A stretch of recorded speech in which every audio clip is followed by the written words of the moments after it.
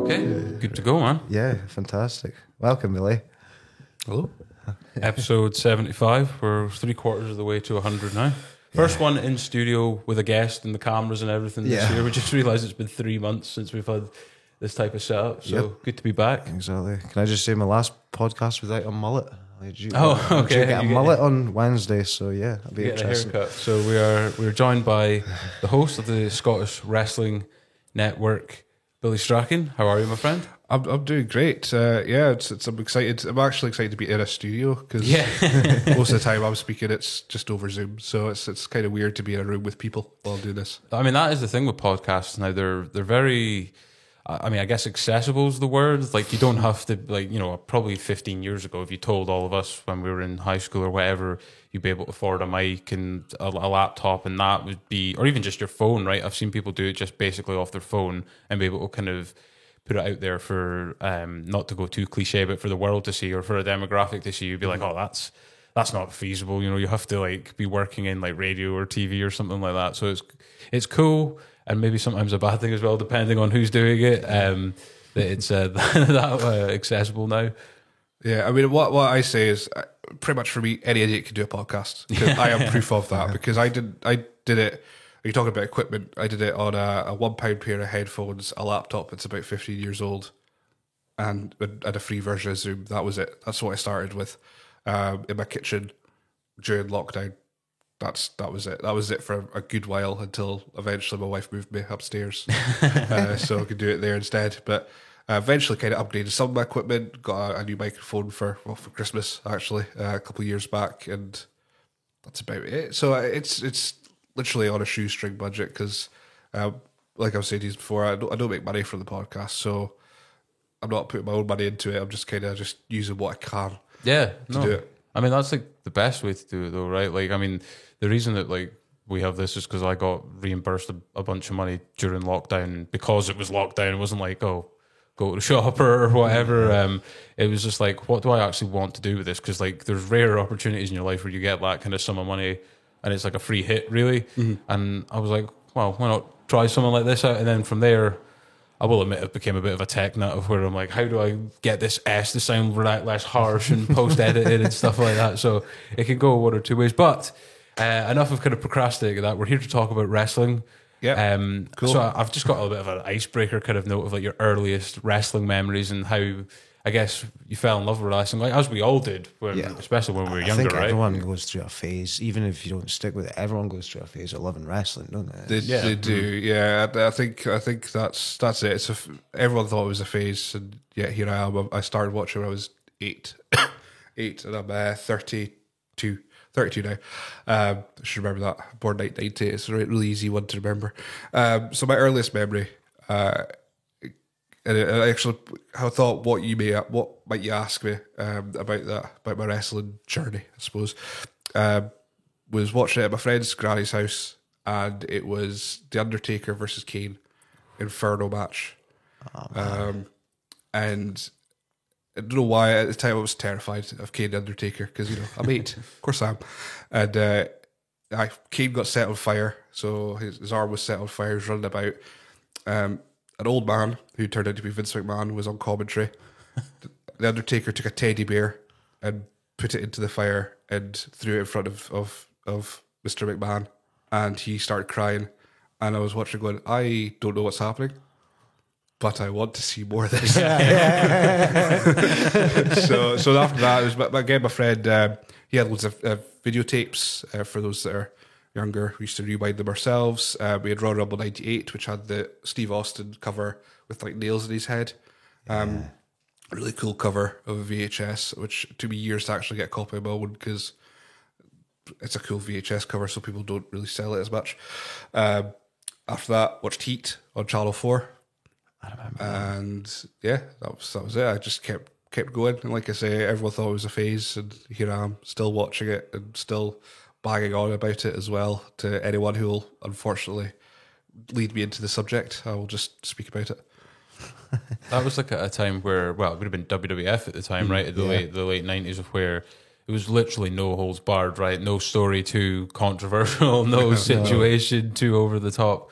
What do you think of like today's WWE, and there's like stuff like NXT and things like that as well. I guess the mainstream promotions, I know they're getting a bit of competition with like AEW and stuff like that now as well.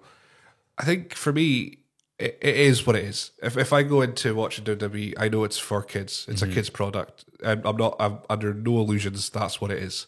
So I'm not going to come out after a show and go, oh, that was terrible. It was all cartoony. It's supposed to be. That's what it is. Yeah. I don't think I'm blowing anyone's mind here when I say it's not real. Yeah. So I'm very aware of that. But I like that kind of larger life characters. That's my jam. I don't really watch AEW because it's tried too hard to be like, I don't know how to say it, but it's just tried too hard. I just like turn off my mind, turn off my brain for 3 hours, just watch some larger than life muscle dudes batter each other, and then I'll be quite happy. So yeah, listen, I'm under no illusions that wrestling's not real. So I know that I'm going to watch something entertaining. It's panto for 3 hours, and I'm happy with that. You kind of talked about 1997, 98. That's kind of the start of the Attitude Era. Do you think that was the best era in wrestling, or do you think there's been anything kind of since that's maybe as good or better? So when I started watching it, so I was really young. So a lot of it was going over my head for some of the more raucous stuff, the more raunchy things, because I was too young for it. I really like, and people don't for whatever reason, but I liked the period just afterwards, after WrestleMania 17, which was 2001, and he had Invasion, which is when WCW came over and all that kind of stuff. And people hated it because it didn't have any of the big names, but I was seeing all these new faces, and so I thought it was the best thing ever. So Attitude Era has got its time and place, but things move on. You can't go back there because you can't nowadays on TV. Because I mean, like you're saying, the things that they did, you cannot do. You can't do. I mean, I was listening to your conversation with Mayhem Brooks, and you mentioned Katie Vick, and that was 2002. Yeah. So even then, that was way too past the line at that point. So as far as periods go, I don't know. Actually, it's pretty good. I liked the Ruthless Aggression Era, which was just afterwards. That was because I was becoming a teenager when I was watching it, so it was a bit more accessible. I was enjoying it more because it was just the coolest thing in the world. And I still like watching it now. So it definitely seems like this year. I know there's like a storyline between is it Sami Zayn and the tribal leader, and that's something that's getting. I mean, I've been wanting to watch a WrestleMania because I must admit I am like a casual these days, but I've been wanting to watch a WrestleMania for like the last 6 years and get like a bunch of friends together, like you would do back in the day and whatnot. And the only thing that like deters me from doing it is they've now came up with this model of having WrestleMania over 2 nights rather than the one show. What's your kind of thoughts on that? Is that 2 separate pay-per-views, or is it a pay-per-view you get to see both over 2 nights? As someone who used to watch WrestleMania on a Sunday and then go to work the next day, I love the 2-night model. Okay. Because it used to be like 10 hours, or it could go up to 10 hours if you include the pre-shows and stuff. And now it's like 5 hours, 2 lots of it. So I love it. That's and you get the room to do more storylines and more matches and more like bits and pieces. Because I mean, last year's WrestleMania was great, but the 2 main events were chalk and cheese. You had the women's main event, and then you had Steve Austin and Kevin Owens, and that was like the best thing I'd ever seen because it's Steve Austin. Yeah, because he still goes Steve Austin wrestle. So I love the 2-night model, and also like I say, it gives more opportunities because I don't think without it, we saw like what was be a 35. I want to say was the first all women's main event. It was a triple threat. I don't think we would have got another one really without the 2-night model, and they're good enough to have that main event because matches like Sasha Banks and Bianca Belair was just amazing. So they deserved that main event spot, but they might not have got it if it was a 1-night show. Yeah. Is WrestleMania your favourite event of the year? I was always personally a Royal Rumble fan. I'm a Rumble fan. And I did also like Survivor Series when they used to make the teams, because I used to like Raw and SmackDown and I stuff used like to like that. the different aspects of the storylines leading up to the teams and things. Is Royal Rumble? Royal Rumble is the best one. It's just the coolest show. It's the one because I go to WrestleZone up in the northeast in Aberdeen, and they do their Regal Rumble each year, and it's the easiest one for me to like get people to go to because it's like you're going to see at least 20 guys throw each other over the top rope. It's so easy to digest as a new fan as well. But the Rumble is just ace, and I do 2, which, you know, some say is overkill, but I get to see 2 Royal Rumbles. It's amazing. If I was getting to choose to go to a show, I would choose Royal Rumble. WrestleMania for the experience. Yeah. But Royal Rumble would be the one you pick. Yeah. But Survivor Series, yeah, way back when they actually had stories leading up to it, it wasn't just Team Raw versus Team SmackDown. They don't interact until then. But when they had things like team names and again, the invasion angle, they had Team WCW, Team Alliance against Team WWF, and all that kind of going Kind of into had like it. an ECW angle as well for a bit as well around like so 2005. they've got all that kind of stuff going into it. So yeah, Royal Rumble, absolute pinnacle, top one. But I do like the big 4. You can't go wrong. I mean, I stayed during lockdown anyway. Because I work from home, I still do.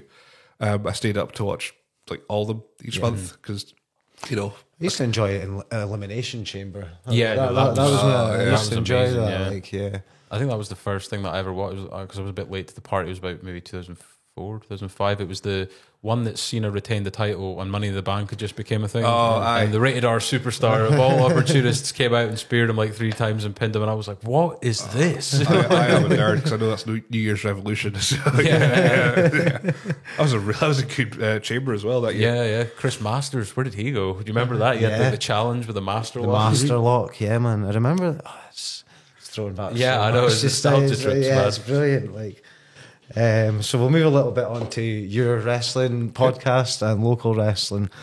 You catch a lot of local wrestling. You've had a lot of local wrestlers on your show. You've also had quite a few big names on your show as well. All right, yeah. Do you catch pretty much all local wrestling, or is it specific promotions you go for, specific wrestlers you go to see, or how do you pick? Well, I mean, for up here anyway, WrestleZone is Aberdeen, so it's my closest one. So that's what I go to all the time, or try to go to as much as I can, because, you know, money and time and having a child, I have to pick and choose if I can actually go, kind of thing. W3L run once or twice a year, which I think you guys went to the last one. Yes, we did. Yes, we did. Yeah. So I'll go to that as well because it's 5 minutes along. Because I'm in Lismurdy, so it's just a skip away. So that's the ones I go to regularly. I don't really venture outside of that now because of the distance. But as far as keeping up to date, I keep up to date with just about everything in Scotland, even if I don't cover them on my website itself. I kind of keep up to date with results, and because I post results. I've got people that I can speak to that'll send me things like reviews and previews as well, so I get to know what's happening. And because quite a few of the guys around the country know who I am as well, they kind of keep me up to date with bits and pieces. So everything in Scotland, I've got at least an eye on somewhere, somehow. But going to see it live, it's usually Aberdeen or Elgin that I'll be going to.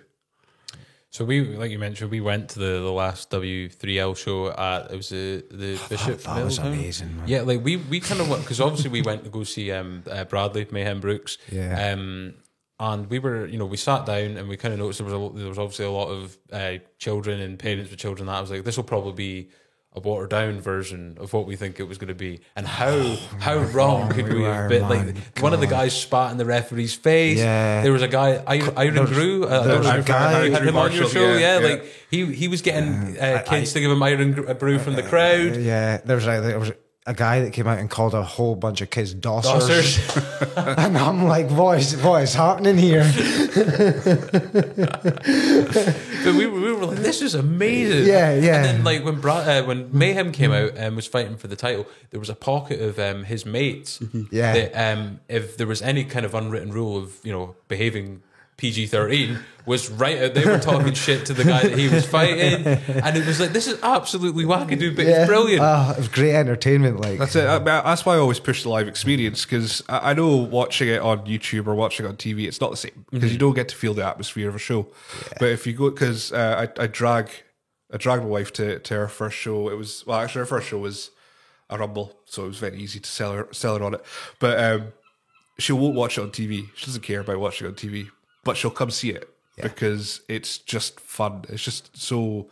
I think my mum took me to my first show ever, which was 2006 WWE in Aberdeen AECC, and she said it was the most unfiltered, unadulterated, you can say anything you want and no one's going to judge you at these shows. And this was a show where it wouldn't happen now, but there was I don't know if you remember the Spirit Squad. Yes. Yeah. They were against the Highlanders and Ric Flair. And Ric Flair turned around to one of them and went, "You're all homos." And one came in and he went, "You're the biggest homo I've ever seen." And everyone was going absolutely nuts. Couldn't happen now, obviously.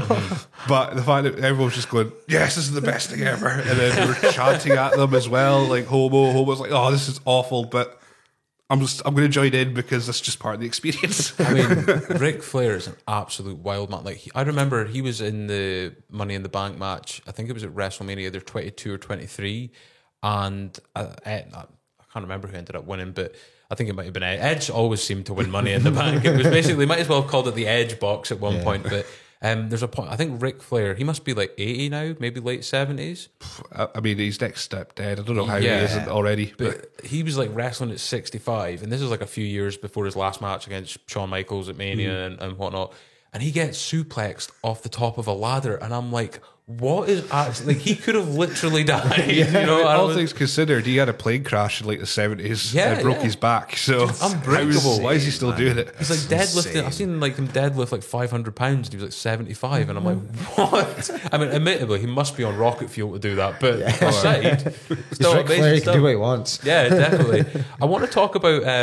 So when I watched your podcast now, and I mentioned to you when we were having the correspondence over social media that I've seen your podcast before, even before we got to talking and that. I just didn't realize you were in the local area because, you know, forgive our ignorance here. We kind of thought we had entered a bit of a niche market, being in the Murray area and being on a podcast, but we've been proven very, very wrong over that time. And we're finding out over the weeks that there's more and more. You know, people have had the chasers on and stuff, and it's like, oh, we thought we were doing okay. But one of the things I always notice is the amount of memorabilia that you have in the background. Can I ask about, especially related to wrestling, the amount of memorabilia, belts, stuff like that? Because I remember ordering... I've got a question to follow on from that as well. WWE.com, I remember waiting for weeks to get the spinner belt, you know, the Cena one where I was like a 10-year-old, and just like waiting for that moment to get the replica, you know? Well, I can tell you for one, if you watch the first couple of episodes, I had the belts already because I just did, and they're ace. But I only had like maybe a couple things in my background, but because lockdown happened, you know, money. You had more of it because you weren't traveling anywhere. So that's why I've got all these pops, because I had 4 when I started, and now I don't have 4. It's like it's a lot more than okay. But as far as memorabilia goes, that's just the stuff that's in my house. I've got my parents' loft's full of stuff as well. I've got like 300 tapes and DVDs, and I've got just odd things because I'm a big Hardy Boys fan. I had one of those mirrors that has their face on it. I've got a doormat at one point with the Hardy Boys logo on it. But no, that's pretty much. I don't know if my parents were happy or not, because I didn't go out drinking or anything like that. It didn't interest me at all. But I would just go to eBay and buy some wrestling memorabilia. That would be my vice. Yeah. Or I'd go to Saturday Market when it was Saturday Market. Do you remember that? I would go on the bus on a Saturday from Rothes, because I lived in Rothes. Get the bus, get the stop outside the Saturday Market, have my wee side bag with me, spend 25 quid, come home with like 10 tapes, and that would be my wee Saturday treat, payday treat. I would go in and go buy a bunch, maybe get a Asheville Whale or something like that, and then just head home. I'm very simple in my what pleases me. Hey, but at least there's a visual representation of that left over, right? Like, you know, going out drinking and that, you know, you can't keep the headache forever. You know what I mean? And you're going to be sitting on a gold mine eventually. Yeah, but the belts. So the first one I got was the Undisputed belt. That was I got that for my 18th birthday. So was that like the classic JBL type one? Yes. Yeah. So I got that for my 18th birthday, and I've got some very cringeworthy photos of me posing with it because, you know, you got a belt. Yeah, man. Pose with it. And then after that, I bought the Cruiserweight. You should have brought a belt on. I know. I had a thought. Well, Fraser said he's coming back. Well, we're meant to be getting tons of belts on here from a different sport, admittedly, but get all the belts. That could be what gets rid of the echo in the room. Just have belts all over the wall. But the other ones I got from eBay, and I mean, the European ones was a steal. Everyone's shocked. It was 120 quid. That's how much I paid for it. And it's an actual original 2001 replica. Damn. So it's got the WWF plate on it as well. So I shouldn't have got it for that cheap, but No. I did. And it's my pride and joy. I got it signed. I took it to shows. I got it signed by Hurricane, DDP. I didn't get signed by X-Pac. I met X-Pac, but I didn't get signed by him. So it's my pride and joy. It's the best belt I've got. So, but no, I'm a big nerd. So I have lots of bits and pieces, not just from the WWE stuff as well, but I've got loads of like little bits and pieces, posters from local shows as well. And there's a show in Inverness, Rock and Wrestle, used to do shows at the Ironworks. And their first show they did, they had like show cards, the ring girls and everything. So I was able to get one of those because I was doing transport for the show. So I've got one of those in my loft. It's got Jay Lethal on it. So I've got some weird and wonderful things over the years. W3L, you didn't see him because visa issues apparently is what I keep getting told. There's a guy called the Bulgarian Baker. Okay. It is both the worst and best thing I've ever seen at a wrestling show. So it's clearly one of the guys that don't have a match or don't have a second match on the show. They've got a mask on, they wear some Baker overalls, and they call themselves the Bulgarian Baker. They come out with a loaf of bread, usually. It's awful, but I love it. And I thought it was so bad. One year, the Bulgarian Baker presented me with a signed Baker's hat at a show. Wow. And it was just, like I say, if I describe it, it doesn't sound good. When you see it, it's still not good.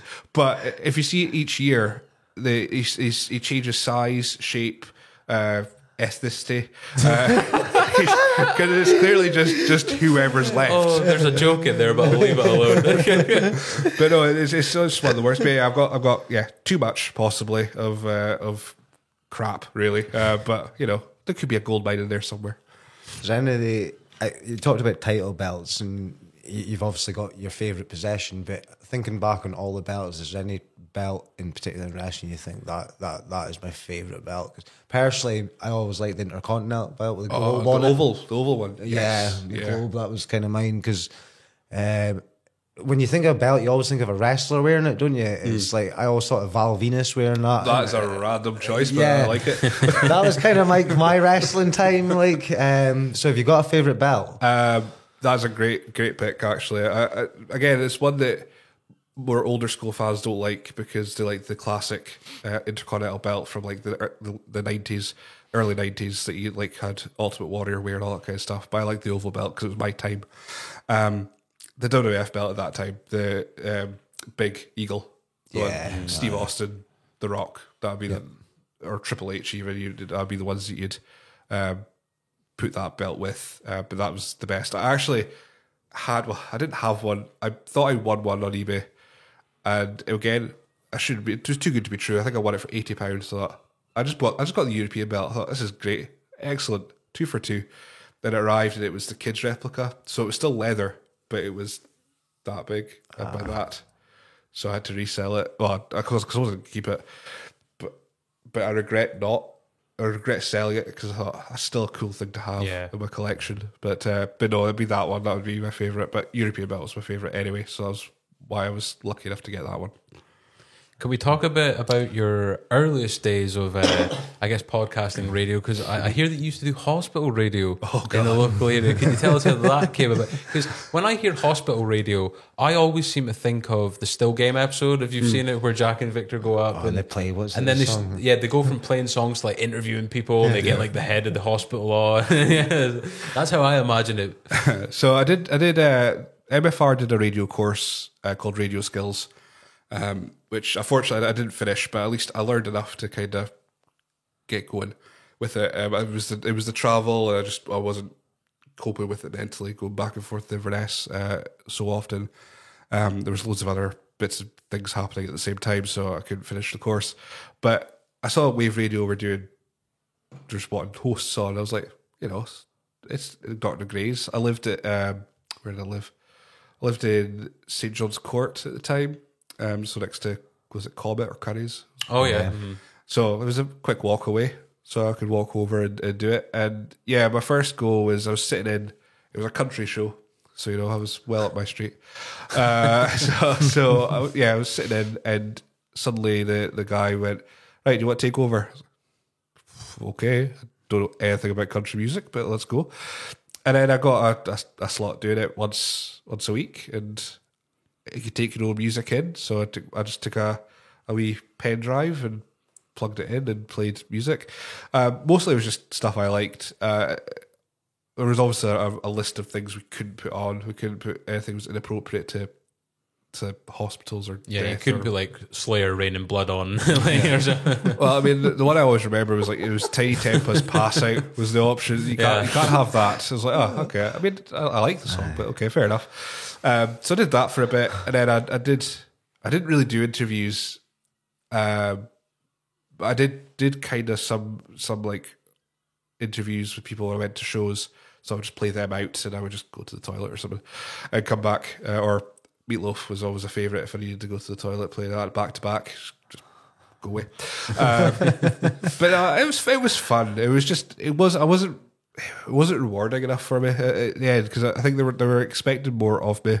I was like, this is just a volunteer role. I'm just here for an hour and a half. This is all I want to do. They were trying to put me on the committee and all that. I don't want to be on the committee. I just want to play some music for an hour and a half. At one point I did like an hour of music and tried to do half an hour of wrestling stuff, just because I thought that's a nice wee way to reach in. So I played wrestling themes and stuff like that, and it was good fun. But yeah, something about just speaking into the ether and nobody there. Even though I prefer, like, even though I find this like odd speaking to you guys in front of me in person, it's just weirder just speaking into nothing, because you don't know if anyone's listening.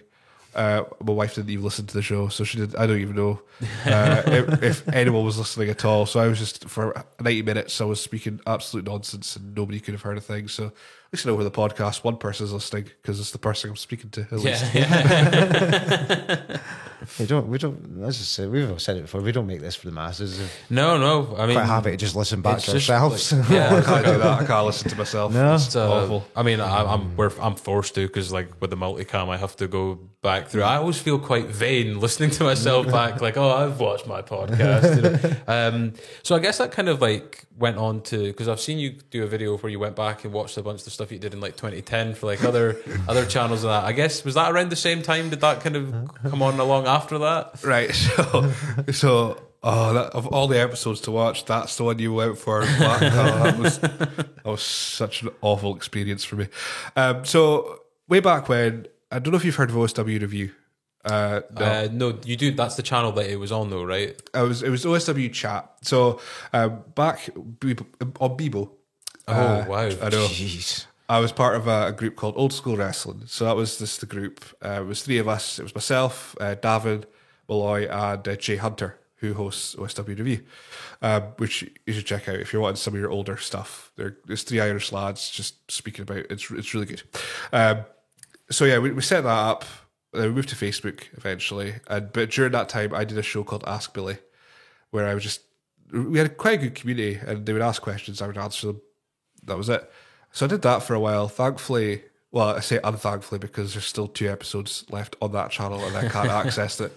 But I scrubbed the rest of them because they were just horrific, and I recorded them on iCreate on the PS3 and. Wow. Edited them on iCreate as well, and uploaded them through the PS3 also. So, like I'm saying, shoestring budget. Yeah, but that's crazy creative though. Like you never expect to.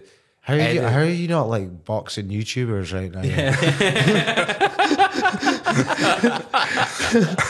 Like, nobody wants to hear me speak.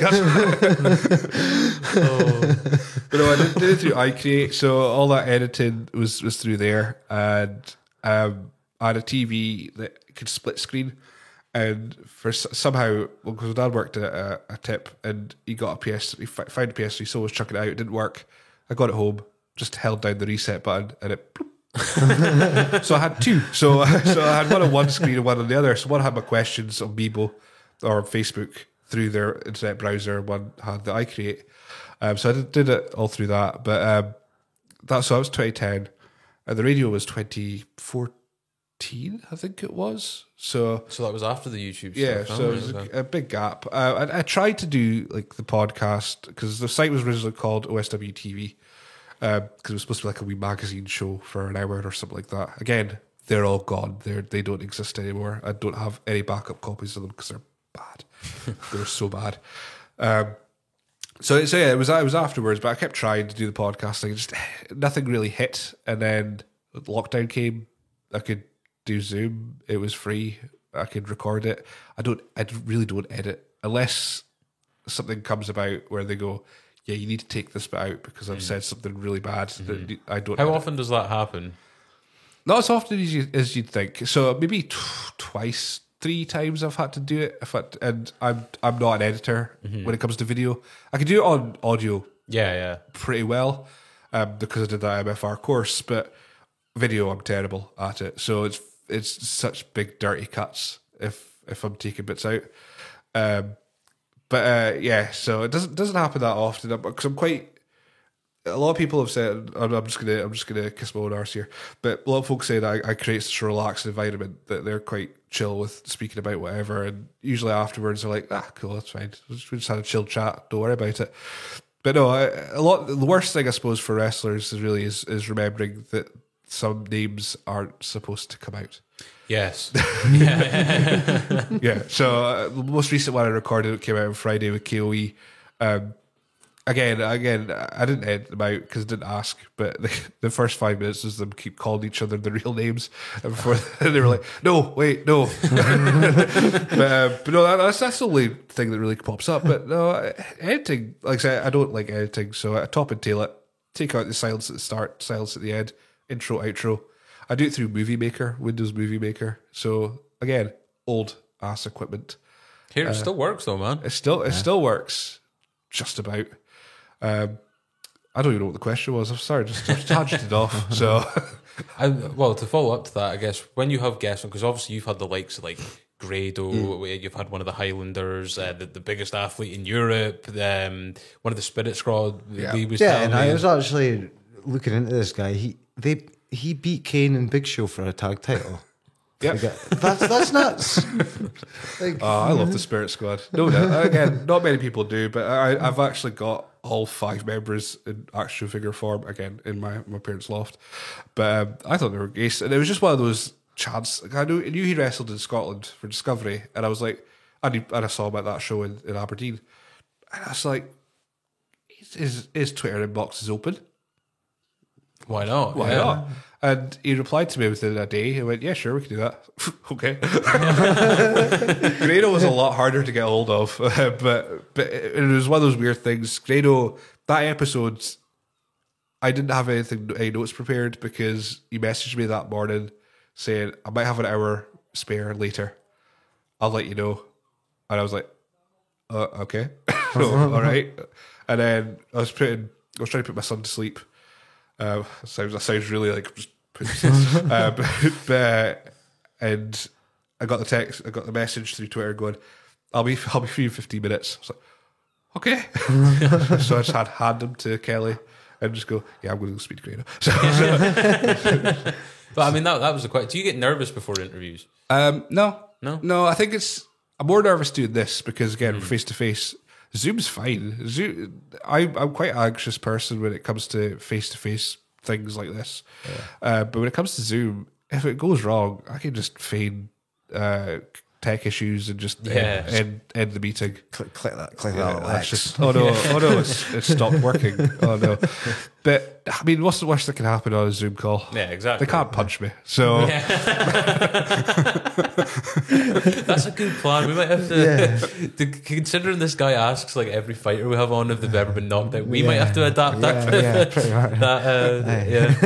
But I mean, obviously with Grado, he is probably one that has went the most mainstream in the Scottish wrestling scene, and he's such a obviously he's been in Scott Squad and other things as well. He's got a really successful podcast with a few other guys. One of the guys is from is it Gary Tank Commander? Rab Florence has got one with Rab Florence as well. He's also a big wrestling fan. I think he actually had Chris Jericho on his wrestling podcast, which Wrestling Daft one is excellent. It's one of my regular listens when it comes to. I don't really listen to a lot of wrestling podcasts. Well, that's actually one of my questions. What other podcasts do you listen to? I mean, I listen to Wrestling Daft. That's my kind of Friday. I've got like Friday. I listen to that. I listen to Shag Martinoid as well from Chris Rosie Ramsey. Most of my podcast listens aren't really wrestling outside of Cultaholic. I like to listen to them because they've got really just a good team of guys. They make things interesting without really trying. It just seems like it's your mates speaking about wrestling Daft, and then just entertainment stuff outside that. So really, not a lot of wrestling podcasts. I don't know why. I just don't listen to them. I guess because I was about to say I don't know why, but I think I know why. It's because I find a lot of podcasts can regularly go into the negative. I don't like listening to negative podcasts. What's the point of sitting there for an hour of someone moaning about something that they can't change when I can listen to something that's positive, a bit of fun, because you don't have a lot of time on this planet anyway. Why would I listen to something so negative for however many time? And a lot of podcasts, a lot of wrestling ones anyway, they start getting a bit sad, especially if it's wrestlers as well, because they've lived it and they've had the worst experiences, and they know what's right as well. And I'm listening going, this is a sad listen. I want to go and listen to someone just make like, I don't know, fart jokes or something. It's way more fun that way. But yeah, so podcast wise, in a Cultaholic, Wrestling Daft, and then just anything else, Weekly Planet, just anything that's just uplifting and entertaining. Yeah, I think you make a great point there about like negativity on the internet. Like, I never even thought about it like that, because a lot of the kind of podcasts that I listen to are kind of quite topical. So I'm making my own downfall there, because it's like obviously like stuff like politics or current affairs and all this type of stuff. And it's like, I kind of see that as like chocolate cake for the mind. You know it's bad, it'll give you diabetes, but you just jump in for it anyway. And that kind of seems like we're... I've listened to 2 pods on the Holocaust this week, and it's like, why the fuck am I listening to this? But... Yeah, okay, I wouldn't go that quite far. No, honestly, okay, no, like grim ones. Yeah, but like a history kind of. History kind of ones. Like, see, I don't know why people listen to true crime ones. I'm like, this is just... Yeah. It's so popular, but I'm listening going, but they're inherently sad. Yeah. Why are you listening There's to this? no happy ending here. Exactly. It's like unsolved mysteries. Well, you know how it's going to end. So. Yeah, they solve it. or they don't. It's not for me, but, that's just... People like what they like, and I like a world where it's all sunshine and rainbows, even if it's not. At least in my podcast listening, I can choose to listen to nice things, so I do. Yeah, no, 100%. And I would imagine that's like a massive aid to like your mental health and stuff like that, rather than what we were saying, going down the kind of popular road of like, listen to people argue or whatever it may be. It probably is, but it's probably a detriment as well, because I can just bury my head in the sand. So I can ignore all the bad stuff, but it's probably not a healthy thing to do either. Yeah. But, I find a balance that's made me happy, so I'll stick with it. Do you consider yourself a podcaster, Billy, or do you feel you're more like a wrestling journalist? I would never consider myself a journalist. I don't think I'm qualified enough for it.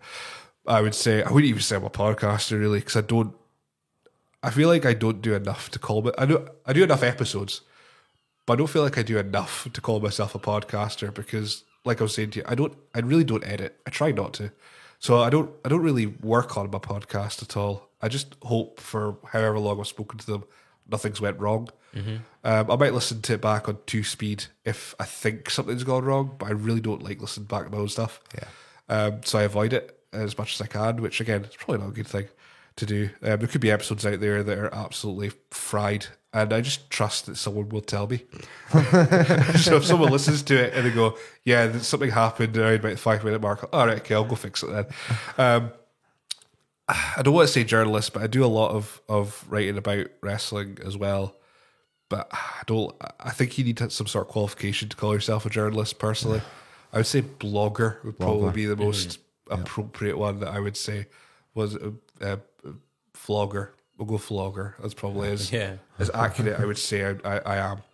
But that's the main thing about any kind of form of media, is the actual conversation. Like, obviously you can make it fancy with, compression and EQ and whatever else may come into like people's thoughts when it comes to like the post process of it. But it's like the actual conversation sucks. That is totally irrelevant in the end, right? Exactly. Yeah. Yeah. Oh yeah, I've had some episodes where they've just not went the way that I thought they would go. A lot of the time they're fine. There's one episode where a guy zoned out mid question, which that was the worst thing ever because I saw him do it. Yeah. Like I literally watched him. I was asking a question and I literally just saw him just go and just zone out. And I was like, this is not going well at all. I think it's one of my shorter episodes because I thought, well, if you're not going to listen to me, I'm not going to listen to you. So let's just kind of Let's wrap up. let's wrap it up. I've done my first 20 episodes. I did no prep. I literally.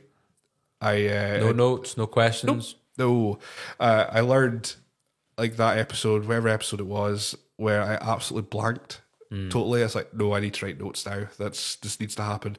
And even then, I've got like maybe a page that big. Yeah. Of notes. It doesn't have to be like, I think you can go one or two. You can be underprepared or overprepared, right? Yeah. So I rely too much on my own knowledge for the first few episodes, and I learned no, I need to actually have some at least backup or bullet points or something or dates maybe. But yeah, it's some of the episodes have been really great chats, but I couldn't tell you what happened. Like even with the one with Grado, it's 45 minutes long. I don't know what we spoke about outside of. I remember the first question, which was how do you balance it. That's the only thing I remember asking, and that is all I remember from the conversation. But I enjoyed it. So, Yeah, that's a main thing, man. 100%. What's a favourite guest you've had on so far? I've had quite a few. Grado was just because it's Grado. Yeah. Having him on was good fun. Getting one of the Highlanders on, Rory McAllister, that was just Yeah, that's massive. That was Yeah. nuts. That was just so cool to have him on. I like having, there's episodes with Scotty Swift. So he wrestles, well, he's not wrestling in Aberdeen at the moment, but he does, these episodes are like 2 hours long because I ask a question and he spins off into a tangent. And I don't know, I don't know what we've actually covered in those episodes. I think I've done 3 of them now. And they've all been like 2 hours long, and we just end up just shooting shit for 2 hours, and it's just a good laugh. Other ones my favorite wrestler in the UK is Aspen Faith. I've had him on a couple of times. The t-shirt I'm wearing, so that's just cool to have because he's my favorite wrestler in the country. So it's cool to get him on. When you reach out to everyone, is it simply just through social media? Is that how you? Yeah, Twitter. One of is it Alex, the guy that's got like a massive following on YouTube? He's got like over. Alex Webb. Yeah. I watched a little bit of your talk with him where he's very into Saints Row and stuff like that. Yeah. And you were talking about how there was a movie as well you had to subject your son to that was really boring and stuff. Bloody like that. Morbius. I hated that film so much. But it's mad how accessible these kind of people are because like you would think just off the top of your head, they've got 100,000 followers, or that's Grado, he's on mainstream telly and stuff like that. There's no way that they're going to come and do something like this, but it's obviously cool that like they're still accessible with their time and stuff like that. Has there ever been one of your least favourite interviews? Don't have to mention a name or anything like that, or we can cut this out altogether. No pressure. No, I mean outside of the guy zoning out, that was I was furious to be honest. But I was fine. I didn't say anything at the time, but I was after I stopped recording and he left the Zoom chat. I was like, I can't believe he did that. And I was so annoyed. But mainly because I had a guest booked in that for that slot, but they pulled out. So I just put out a tweet going, anyone available? I've got an hour. So they reached out to So you. they reached out to me okay. and zoned out of the chat. And I'm like, Yeah. why did you do this? But no, I've had they've all been pretty good. I can't think of one where outside of that one, I can't think of one where I've went out going, God, they're a bit of a dick, to be honest. There was one, actually, which not so much it was a dick, but he said something that really just irked me, and it was he said that because I'd written reviews of shows that he was on, and I wasn't very impressed by him. And I'm Captain Positivity, so if I say something negative, it's pretty much warranted. Yeah. I think anyway. And they said, I read the reviews, but I don't really listen to them. I don't really take them on board unless my coaches say I need to improve something. I'm like, no, Yeah. no, that's not how it works. We've got to cheer or boo you. You've got to kind of go with us as well. But no, generally, everyone's been sound, and everyone seems to know me somehow, some way. so they know I'm not going to be one that's going to be posing the hard-hitting questions. I'm not going to be asking some weird or wonderful things. I'm not going to be making them uncomfortable and all that type of stuff. because I wouldn't want to be made uncomfortable. But also at the same time, you're not kissing their arses. No, except Grado, I did that. That's understandable. Though. But no, like I say, I have kind of my set questions. Usually, the first one's always the same. If it's the first time, how did you get into wrestling, etc. And that kind of breaks the ice, and I just take it from there because at the end of the day, they're just people. Yeah, no, 100%. So you've got to speak to them like they're people, and even with Grado, God, he's getting mentioned so many times in this episode. Even with Grado, it was still. I've seen him at shows. I've seen him in like the Northern Hotel and all these like little places in Murray and Aberdeenshire. Like, what was that accent? Aberdeenshire. And I've spoken to him. I've got pictures with him, and he's got a mind like a steel trap because he always recognises people if he sees them again. So every time I went to a show, he went, "Oh, when am I going to be in your podcast?" I went, "Well, you tell me because I've emailed you. I've emailed you." And he went, "Oh, I'll get back to you." All right, so I email him again. Next show, when am I going to be on? You tell me, because I've sent the request here. But no, positive experience all around though. It's been good. I wouldn't still do it. I wouldn't still be doing it if I didn't. You didn't enjoy it, yeah, no, 100%. I have to ask you about Thatcher Wright. So right, okay. I watched the episode with Thatcher Wright, and I've been aware of Thatcher Wright because I kept up with an First of all, I think ICW. What they do with storylines and that is fantastic. The way that they kind of have Scotticized the WWE format, if you will. Yeah. So his character is set around being a Margaret Thatcher supporter, Yep. and he then has a tag team called the Cabinet, which I've got to hand it to him. It's genius. Yeah, it's great. And I followed the storyline between him and the MMA fighter Chris Bungard. They wrestled on ICW. And I just thought it was unreal. Mm-hmm. Is he really like that? Is he actually that hard leaning conservative? I don't know if that's actually his persuasion, but when he did when we were speaking about setting up the podcast, he did say, "I will be doing it as Thatcher Wright." Okay. And I went, "Okay, cool." Okay. So we had the chat, and after we ended the chat, I went, "I've never wanted to punch a guest before." But you've I wanted to. Because I'm not going to lie, if I was next to that picture of Margaret Thatcher with the Union Jack, I would burst into flames personally. I don't know if anyone else here. It was a t-shirt that Bungard wore in response. Oh, yeah. God damn it. That's, We'll let people do their own research into that. Let's not. I'm not mentioning that. But it was so creative. Like he was in like an MMA cage, like because they actually had like the behind the scenes kind of things they would catch in like WWE and stuff like that. And Chris Bungard would come in and they would have this fight. He would beat up the Cabinet, and then Thatcher Wright hate Chris Bungard because he always carries out Margaret Thatcher's autobiography around with him, which it's just like it just blew my mind. And I was like, this is like so creative and entertaining. I've not laughed like this in years, but that is what wrestling. It makes you feel something, right? Whether you're entertained, whether you find it hilarious. That's it. Yeah, I mean that's why I'm so into promoting it and showing that. Again, I'm a proponent for the live experience. I think it's the best thing in the world to go to see. It's cheap, usually. So you can get a good bit of entertainment for what, 10, 15 quid each. Yeah, good fun. 3 hours, and you can shout what you want, and you're going to see folk bat at each other for a bit, and at the end of the day, it's just a good bit of entertainment. It's panto, that's what it is. But yeah, the Thatcher one that was so fun to do because it's the first time I've had to kind of not play a character, but I had to just go with what he did. Yeah. The rest of them, it's just chats, and I could ask questions and that, but I had to kind of target my chat to his character. Was it like the most interesting one you've done just because you're like, what am I actually have to expect here? Yeah, because I had to go with, right, I'm not asking the person behind Thatcher Wright's questions. I'm asking Thatcher Wright. Mm-hmm. So it was probably the closest I've been to, like, you see like backstage interviews and that. That's probably the closest I get to doing that because it was an interesting thing to do. I have had offers to do more of them. I just haven't set them up yet. In character interviews, and it's interesting anyway. Yeah. Who's someone that you've not had on yet that you would really like to have on? So a lot of guys from like ICW, I'm starting to get a couple of guys from ICW, like say, got their tag team champions, KOE, that was the most recent episode. Jack Jester would probably be up there, mainly because it's my wife's favourite wrestler, and that would just, she might actually watch this episode.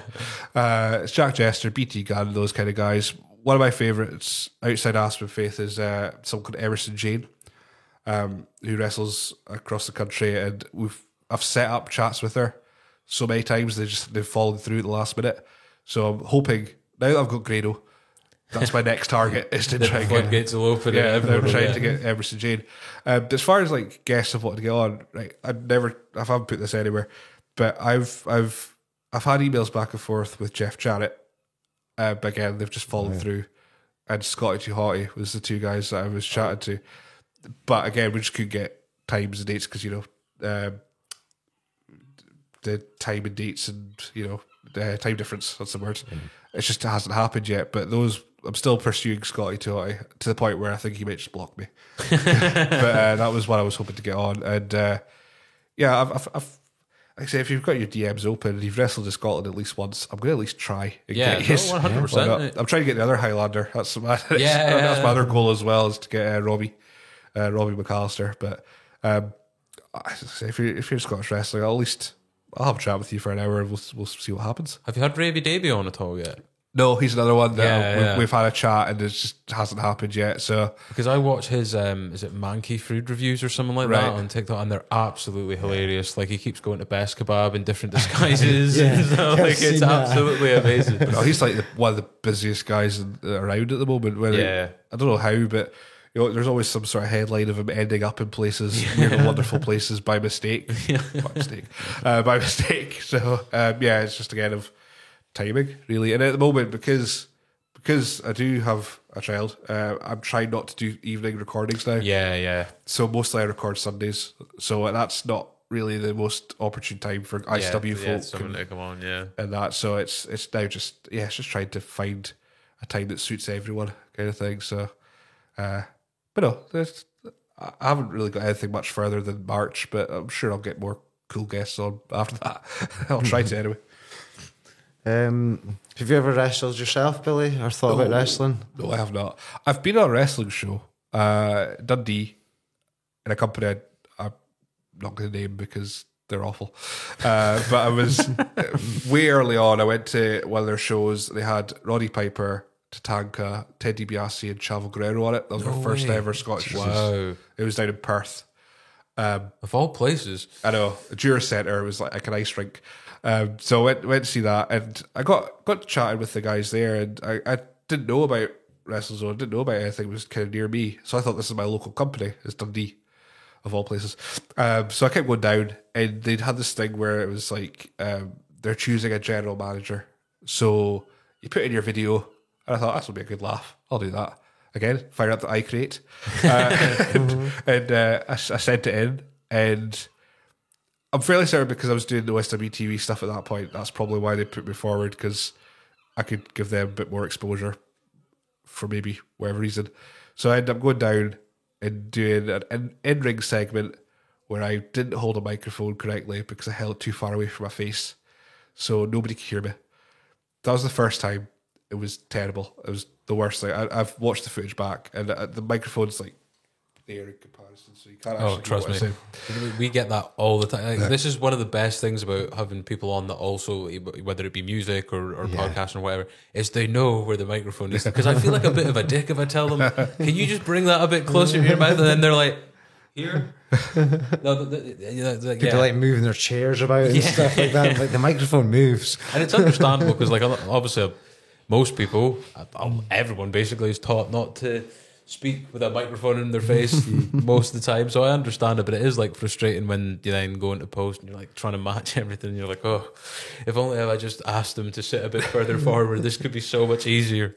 But anyway, my gripe. But a second appearance for them afterwards, it was so they were looking for an assistant at that point, so I thought, I'll do it again, why not, put my video in, and I was heel, which was amazing. It was awesome. So yeah, fun. The best way to be, man. So I turned up in I looked like I was in school. I had a white shirt, black trousers, but I'd slip on black shoes, which I broke the sole of that morning. So I put them on and the sole had broken off it. Oh, no so I way. kind of just like glued it back on, hope for the best. And I had a clip-on black tie, which I lost 4 times in that night. So I was the heel, I was the suck-up guy. So I ran out, I'd push over the good guy who's trying to be the assistant. I got to rile up the fans, and I had a blast. It was just a shame the companies they're arseholes. But I didn't know that at the time. I'd rose to specs. I thought they were the best thing ever. But yeah, so I've done in-ring stuff. Yeah. But I'm no interested in wrestling. No, not at all.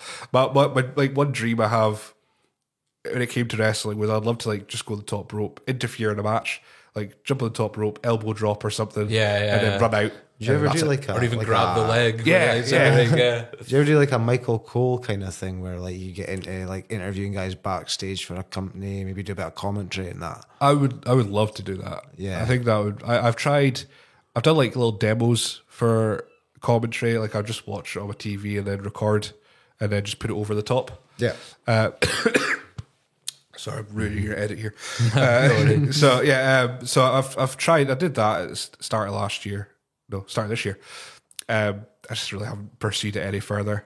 I would love to do backstage stuff, but again, the companies that are local, they've got guys that do that anyway. So It's normally good looking women, isn't it? yeah, so or it's Chinese that do that. So it's not. I wouldn't want to step in and go, right, get out. It's right. But like W3L, that show, the one you went to, I got to speak to the champion Taylor Bryden like during the interval. So we did like a wee. It's one of the like really short episodes. Like it's like 6 minutes long. So I was just backstage in Bishop Mill Hall. So even if I got to do that, I'd probably be quite happy just speaking to guys in person for a couple of minutes. Then just like throw it on YouTube. But no, backstage stuff that would be cool. I'd do that. So I wanted to ask about.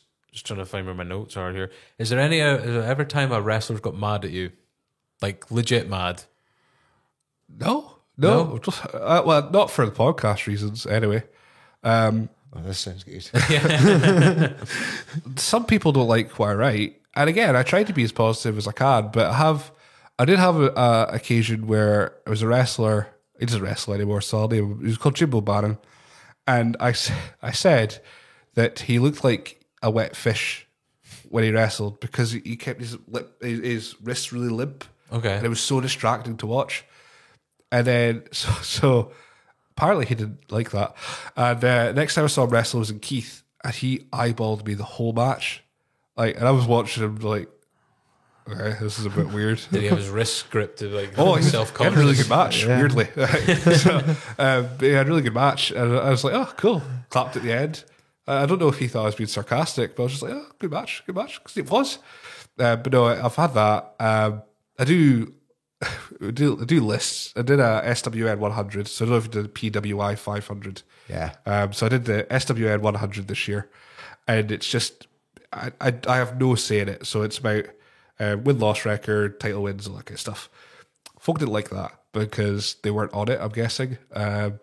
We did year-end awards, and the Northeast guys, WrestleZone, they won a bunch of them, and folk weren't happy with that because Also, they thought, like bias. they thought I was but I didn't vote in them. So it can't have been biased at my end because I didn't vote in them. So folk didn't like that. So there's bits and pieces here and there of things I put out. Nothing about the podcast that I can remember anyway. But generally stuff I've put on the site and folk don't like, they have taken offence. There was one guy who messaged me asking if I hated them because I was quite negative about their match. I went, no, it wasn't a good match. It's just, I'm nothing against you personally. It's just, Yeah, and it's strange how like people are.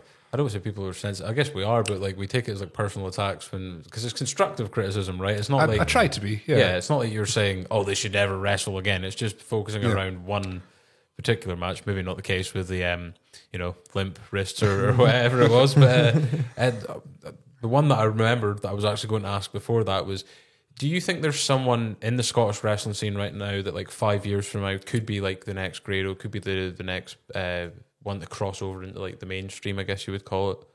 I would hope. There's a guy called Ian Skinner, and he's part of the cabinet. He was part of the cabinet. He's so entertaining as a person, He used to live in Elgin. Oh, really? Wow. I think he's moved about quite a few times over the years, but he's really creative in his promos, and I would like to think he would get. I think he used to do stand up comedy as well for a bit, and open mic nights and stuff like that. And if there's anyone, he's really young. If there's anyone that I would like to see do really well, it'd be him, because he's. If you watch the episodes that I've done with him, he's a little bit nuts as well. Okay, but yeah, that would be a guy that I would love to see just explode in places and appear in things and what have you. I think Ravy Davey will. Yeah, 100%. Because he does like TikTok stuff. He's no fear. No. He'll just do what he needs to do. I'm telling you, every time he goes into Best Kebab in those disguises, I absolutely lose myself. That's the best thing on the internet. It really is. And Jack Jester as well, because he did the Scots, and he also did Panto recently. As I was Aladdin, so I'm guessing he was Jafar, because look at him. So I think he's going to do that. He's going to be that crossover guy. I think he's going to do a lot more TV. He's really nice to speak to as well, which makes it even funnier when you see him wrestle. He's got a massive corkscrew. It comes out, or tent peg.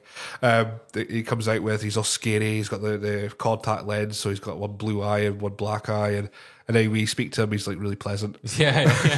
But I think Jester's your next crossover guy into TV. I think Ravy Davey is your next final. He is a final star anyway, but he's your next explosive final star. But I would like to see Ian Skinner be the next guy. Awesome. What about like the local scene? I'm just aware of our time. We're hitting an hour now. I know you need to be out there soon, but obviously we've had Mayhem on, but that obviously is a connection because Bradley and Lee train at the same MMA gym. What does the local scene for Murray look like in wrestling? How many local wrestlers are there? Murray, there's not that much because the W3L comes here once or twice a year, so that's Murray. That's it. WrestleZone did Keith, but they haven't done it since the return of shows after the pandemic. Yeah. So I'd like to see them do Keith because they're really fun shows. They're just in Longmore Hall. I don't know if it's still open, Longmore Hall, but they're just really fun shows. A little bit of silliness. They've got a guy they use on these little shows called Super Executioner. And again, it's a ridiculous thing. He's a guy in a black mask, looks like a bit of a gimp. And for some reason, people call him Super Smelly. And that's just hilarious to me for that amount of time. But yeah, Murray itself, I would like to see more shows here. Maybe not once a month. I think that would be two. That would be overkill. Yeah, but maybe more than twice a year. Yeah, maybe like every quarter or something like that. I mean, Rock and Wrestle, they did shows in Forest. They did a couple shows in Forest. They had like BT Gunn and Jack Jester through to those shows. So that was cool. Inverness, sometimes ICW, they came up here recently, come up to Inverness recently. You used to go to, when you were younger, Billy, it used to be like fake Undertaker and fake Kane wrestling. I was so hoping you would bring up tribute shows. Yes, it is. Yeah, because I remember going to one or two of these things, and they were so bad they were good. I went to what it was WWF GB. It was called. I don't know the results, but it was April 2001, so I was 10 when I went to see it.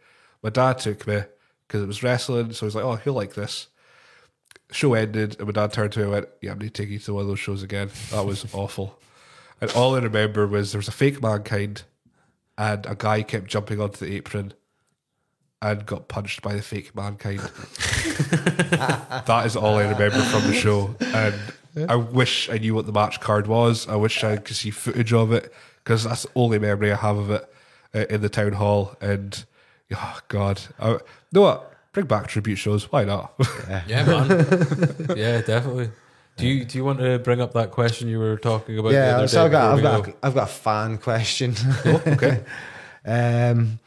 So I don't know. You'll maybe see where I've got this. So I've got a question I've been asked to ask you, and the question is, where did you get the scar on your arm from? I can guess who asked that question. Yes, Aidan. Yes. Yes. So I'm glad you didn't mention it, because I've told everyone at this point. But no, I got drunk and fell off a child's roundabout thing. I don't know if you've seen, like, Abel Hour. I used to have a spinning. I think I've got one in Cooper Park as well. The spinning disc thing. Yeah. I tried to jump off it and didn't make it. So I landed and broke my arm. Broke my elbow in 3 places. So And it reminded via the scar. oh yeah, yeah, it's not great. But yeah, so that's how I got that. So thanks, Aidan. Thanks for that. Yeah, I've just got kind of one kind of similar question for myself. You've got a couple yourself. It's one question broken down into three, Billy. Okay. Can you give me your favourite Scottish wrestler of all time, your favourite all-time wrestler, and your favourite current kind of WWE wrestler? Okay, so all-time Scottish wrestler. It's a very easy one. I would like to say it's Aspen because he's my favourite right now, but it's probably Drew McIntyre. Yep. Just with the amount of success he's had in that. Yeah, right? Yeah. and again, he's super humble. Like, I don't want to brag or anything, but he follows me on Twitter, and I've messaged him, and he messaged me back. And I'm like, this is the awesome, weirdest man. thing ever. Nice. Because I messaged him, like, I'll have to check me out here, but I messaged him the day after he won the title at WrestleMania, and it was just like amazing, tear my eye kind of thing. It's one word answers and reply, but still, he's replying. Yeah, it's a reply. Man, So he just replied, thanks. So I was like, this is the best thing ever. And I tried to get him on the podcast. So I asked him, who do I contact to get you on? He gave me the email, contacted them. They weren't interested. But, that's Trust one me, of those things. we're having the same difficulty with Kevin McKidd at the moment. And when I say at the moment, I mean the last 2.5 years. So that was all-time Scottish. Yeah, probably Drew. That would be easy one. All-time in general, I would say Jeff Hardy, probably, because I've got the whole Hardy Boys tattoo and all that kind of stuff. I want to say Steve Austin as well, just because it's Stone Cold Steve Austin, but yeah, Jeff Hardy would probably be the one. And right now, in WWE, who'd I actually just like watching? I really like watching Kevin Owens. Yeah, Kevin Owens is great, man. Yeah, I was Some athlete. Like, yeah, I was trying to think of guys that I like, because I don't watch Raw, SmackDown Live or anything like that. I just pick up the YouTube stuff. It's like, who do I actually go see the clips of? And it's usually Kevin Owens. At the moment, it's Sami Zayn as well, because the whole bloodline thing is just, that's coming to a head tonight. It seems like they finally found something that they can actually kind of make Roman Reigns, like, because for years they pushed Roman Reigns and the crowd just did not accept it. You know, they got him to beat The Undertaker after it wasn't really cool to beat The Undertaker anymore because Brock had done it at WrestleMania 30 and all that. Yeah. I mean, I think the advantage they could do a lot of the Roman stuff when they had the Thunderdome. So it was a lot more performance art because you could hear what Roman was saying. So he could get his character across so well that when the crowd came back, they knew what he was about. They'd done all the character building at that point. And so when the crowds came back, they were like, yeah, we know you're a bastard, so we're going to boo you because you're a bastard. Thunderdome was a weird time. I don't know if any of you guys did the Thunderdome, but were a part of it. It was odd. I was sitting on my computer at 1 o'clock in the morning watching a pay-per-view with my face maybe appearing in the background every so often. Oh, yeah, was this during the pandemic where they got the virtual big kind of screens. fan experience? Yeah. Did you ever spot yourself? Yeah. Yeah. I'd spend a lot of the pay-per-view watching for myself, so it wasn't really good for watching the wrestling. I was more concentrated just watching for me. It's like, where am I? There I am. Did it feel like it took away from the experience watching wrestling during lockdown when like there wasn't the crowd there for the atmosphere and that? Yeah, it did. I mean, I enjoyed watching it through the Thunderdome. It was odd, but I could just watch it at whatever o'clock in the morning, and then just go to bed, and I didn't have to worry about really getting up in the morning because I worked from home, so I could look like shit. Would it be especially weird as well, considering the time you grew up watching wrestling? There was literally guys fighting in the crowd. Like I always go back. I think Triple H had a street fight with Cactus Jack at the Royal Rumble 2000. and that was all over the place. And they were literally fighting in amongst guys. And now, like as you're saying, is it take it away? Is it like how big an experience difference is that from what you grew up to now? It's like the Performance Center WrestleMania was like, at least the Thunderdome they tried to do something to at least have some atmosphere, even though it was a bit weird. But when they didn't have that and they were scrambling at that point, they did the WrestleMania at the Performance Center where it was no crowd, nothing, silence. Drew won his first WWE title against Brock Lesnar in front of nobody, nothing. Man. And it was awkward. Yeah. And yeah, it was you're watching it and you were proud. That was the one I convinced Kelly to stay up to watch because she'd never seen one. I was like, watch it. And then she watched it going, yeah, I can't watch this. There's no crowd. There's no atmosphere. This is boring to me. Like, I know, but it's historic. And that was the thing. Like I remember Drew McIntyre kind of first coming on to the WWE scene like 2007, and it, like Vince McMahon was saying this is going to be a WWE champion, and then I didn't hear from him for years, so I just kind of thought he must have been cut or whatever. And then for years was William Regal the only British guy for years, and maybe Davey Boy Smith. Yeah, I was gonna say there's maybe a crossover between Davey Boy Smith and then Regal, and then Dave Taylor was about for a little bit as well.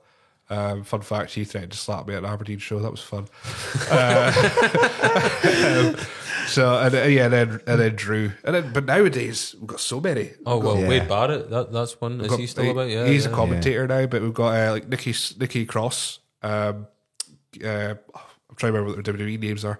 Alba Fire, Isla Dawn, Drew. You got, Irish guys like Sheamus as well, and Finlay back in the day as Finlay well. back in the day. So there's such an influx. Wolfgang and Mark Coffey are current tag team champions in NXT. And it's weird knowing that when I've seen them wrestle at the Ironworks. Yeah, And I'm literally going, I've literally seen you wrestle maybe less than 100 people, and now you're tag team champion in WWE. It's just odd. Am I right in thinking like the WWE have like a performance center in the UK or something like that now, or a training? No, they had. Yeah, they did have one. I think okay. they're setting up NXT Europe this year. So they closed the UK one, and now I think they're setting Europe. Do you think up. that was like a contributor to why we've got so many more people in like the big mainstream promotions? Yeah, absolutely. Because I suppose I don't know if it's a contributor because visa things and stuff like that. Yeah. At least you can have them on WWE programming, but not have to worry about visa issues getting them over to the US and all that kind of stuff. So at least they can work regularly for the WWE brand, and then hopefully, I'm assuming that makes it easier to get a visa to go over and work in the US. Bradley kind of said as well is like it's not so much about being a freak athlete these days or being 7 foot tall. It's more about your ability to be an entertainer. Yeah. Yes, be able to absolutely. sell The yourself. full package. You know. Yeah, You could be an excellent wrestler, you could be the best in the world, but if you can't speak, there's just you're gonna just you could probably be used in places like AEW where your work is kind of can overshadow your actual speaking ability. But if it's WWE, you have to be able to speak. That's just it now. Anyway, well, that has been us for an hour and 15 minutes, Billy. I guess, we've started asking this recently. Did you enjoy the experience of coming on to talk? Yes. Well, considering that I came in here quite nervous because, again, don't speak to people in real life often. This has been good fun. I don't know if if I brought up any points or any words of wisdom, but if people listen to it, then ace. And where can people find you, Billy? Twitter most of the time at ScottResNet, but I've got website swnscotland.com, available on YouTube, Spotify, Apple Podcasts, SWN or Scottish Wrestling Network. We're everywhere. We'll talk about most things wrestling related, and if you've got any questions, again, Twitter's the best place to find me. Awesome, dude. Thanks for your time. Cheers. Thank you.